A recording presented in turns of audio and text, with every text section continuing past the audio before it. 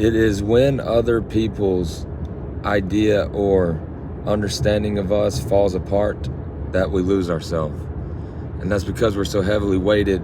Our approval, our state of being okay with ourselves is so heavily weighted on others being okay with who we are.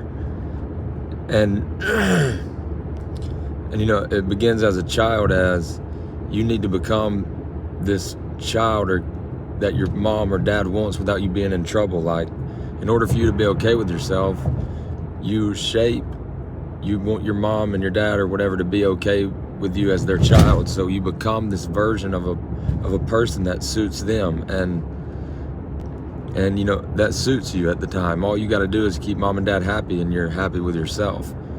And maybe that carries on throughout the rest of your life into relationships, and you just need another person to be okay and with who you are, and then you just keep them okay with who you are in order to be okay with yourself.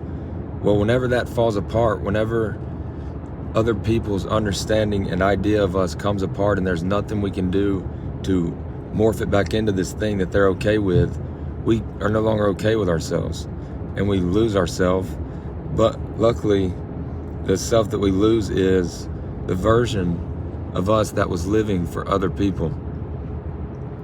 And if we can from there take ourselves to a state of being okay with who we are, specifically being okay with who we are without other people's approval of it,